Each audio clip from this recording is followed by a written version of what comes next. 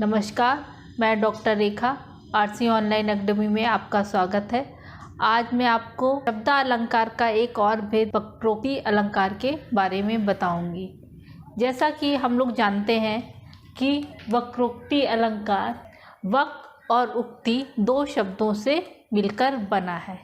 वक् का मतलब होता है टेढ़ा और उक्ति का मतलब होता है कथन, अर्थात टेढ़ा कथन। जब वक्ता द्वारा कोई बात कही जाती है और श्रोता द्वारा उसका जो ग्रहण है गलत तरीके से या टेढ़े तरीके से करता है तो वहाँ पे वक्रोक्ति अलंकार होता है। अब थोड़ा परिभाषा के अकॉर्डिंग जान लेते हैं। वक् प्लस उक्ति, जैसा कि मैंने बता दिया है, उसका मतलब हुआ टेढ़ा कथन। जब किसी व्यक्ति के एक कथन में कहे गए शब्द या वाक्य का कोई दूसरा व्यक्ति जानबूझकर इसका दूसरा अर्थ निकाले, वहाँ पे वक्रोक्ति अलंकार होता है, जैसा कि मैंने पहले ही बता दिया। अब हम इसके कुछ उदाहरण देख लेते हैं कैसे हैं। मैंने एक उदाहरण दिया है, कौन द्वार पर हरि में राधे, क्या बानर का काम यहाँ। इसमें राधा जी कोई दरवाजे पे आया है तो राधा जी अंदर से पूछ रही हैं कौन द्वार पर। बाहर हरि है, मतलब भगवान कृष्ण है, तो भगवान कृष्ण बोलते हैं हरि में राधे। तो राधा जी उत्तर देती हैं क्या वानर का काम यहाँ। और वह ऐसा उत्तर क्यों देती हैं, क्योंकि हरि का एक दूसरा अर्थ वानर भी होता है। तो यहाँ पे वह जानबूझकर ऐसा बोल रही हैं क्योंकि वह कृष्ण को तंग कर सकें। तो इसमें आप देखिए, अब दोबारा से मैं पढ़ती हूँ, कौन द्वार पर हरि में राधे, क्या वानर का काम यहाँ। यहाँ पे देखिए, जैसा कि मैंने पहले ही बता दिया कि राधा और कृष्ण का यहाँ पे आपस में संवाद हुआ है। तो हरि के दो अर्थ हो गए, एक तो कृष्ण के रूप में और दूसरा बानर के रूप में। तो बानर के रूप में इन्होंने मजाक में राधे ने बोला है। ऐसे ही मैंने एक और उदाहरण दिया है समझाने के लिए। हे शैलजा, पशुपालक कहाँ, यमुना तट गयो ले धेनु।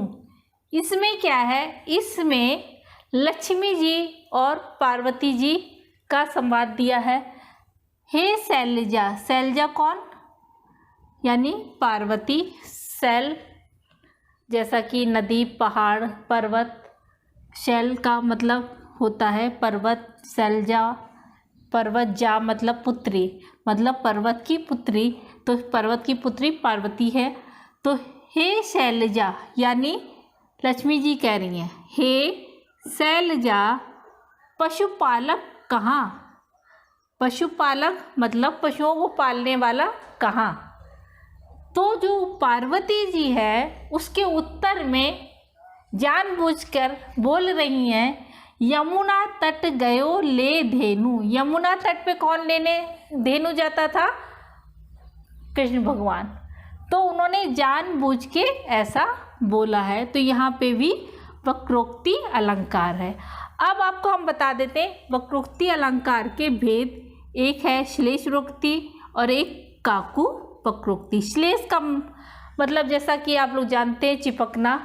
काकू यानी ध्वनि, ध्वनि में विकार या ध्वनि के कारण कहीं पे कुछ अलग तरीके से सुना जाए, या वक्ता बोल रहा है सही लेकिन सुनने वाले को कुछ और ही सुनाई दे, तो वहाँ पे काकू रहता है। अब हम इसको परिभाषा के अनुसार अच्छे से आपको समझा देते हैं। श्लेष वक्रोक्ति पहले लेते हैं। जहाँ पर श्लेष की वजह से वक्ता के द्वारा बोले गए शब्दों का अलग अर्थ निकाला जाए, वहाँ श्लेष वक्रोक्ति अलंकार होता है।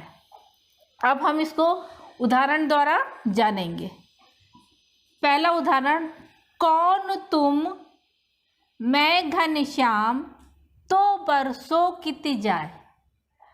इस पंक्ति में आप देखेंगे कौन तुम, राधा कहती हैं कृष्ण से कौन तुम, तो कृष्ण बोलते हैं मैं घनश्याम, फिर राधा बोलती हैं तो बरसों कित जाए। यहाँ पे घनश्याम कृष्ण भगवान को भी बोलते हैं और घनश्याम का दूसरा अर्थ है घने बादल। तभी राधा जी मतलब उनको चिढ़ाने के उसमें बोलती हैं तो बरसों कित जाए। दूसरा मैंने एक और उदाहरण लिया है श्लेष का, हे गिरिजा भिक्षुकित गयो बलिद्वार मांगन गयो रमा। दोबारा से पढ़ती हूँ, हे गिरिजा भिक्षुकित गयो बलिद्वार मांगन गयो रमा। इसमें देखिए इस पंक्ति में रमा कौन है, लक्ष्मी जी, और वह लक्ष्मी जी किससे कह रही, गिरिजा, गिरि की पुत्री यानी पार्वती से कहती हैं हे पार्वती भिक्षु मतलब भीख मांगने वाला कित गयो। अभी हम भिक्षु क्यों, भिक्षु इसलिए आया क्योंकि जो शिव जी थे वे भिक्षु बन के पार्वती का हाथ मांगने गए थे, मतलब शादी के लिए उनके पिता से भिक्षु बन के गए थे। तो हे गिरिजा भिक्षु कित गयो मतलब हे पार्वती भिक्षु कहाँ गया है, बलिद्वार मांगन गयो रमा। तो पार्वती जी उत्तर में बोलती हैं बलिद्वार मांगन गयो रमा। बलिद्वार पर मांगने कौन गया था, विष्णु जी गए थे, तो उन्होंने इसका उत्तर ऐसे दिया है। अब है दूसरा काकू वक्रोक्ति अलंकार। इसमें क्या है, ध्वनि के कारण सुनने वाले को कुछ और सुनाई दे जाए, सीधा सा अर्थ ये है। अब हम इसकी परिभाषा या अर्थ के अनुसार जानते हैं, जब वक्ता के द्वारा बोले गए शब्दों का उसकी कंठध्वनि गले की आवाज़ के कारण श्रोता कुछ और अर्थ निकाले, वहाँ पर काकू अलंकार होता है। अब उदाहरण द्वारा जानेंगे। सबसे पहले, देते हैं वरदान शिव, भाव चाहिए मीत, भोले को वरदान हित, भाव चाहिए मीत। अब यहाँ पे देखिए इसमें क्या है, आपको यहाँ पे एक क्वेश्चन मार्क दिख रहा होगा। अब आपको इसका बहुत उपयोग है।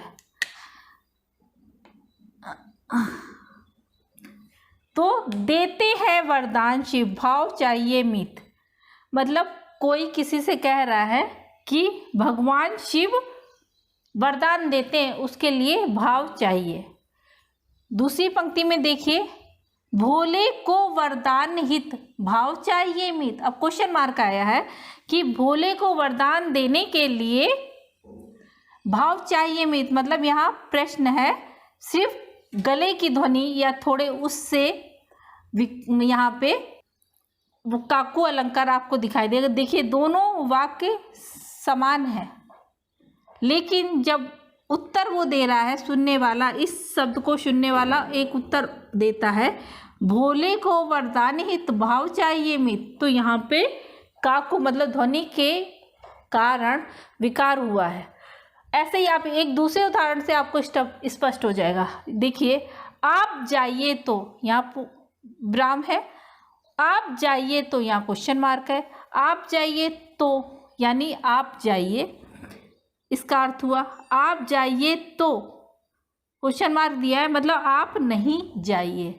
अगर आपको, मैंने आज आपको वक्रोक्ति अलंकार के बारे में पूर्ण रूप से बता दिया है, श्लेष और काकू के बारे में भी आपसे चर्चा की है।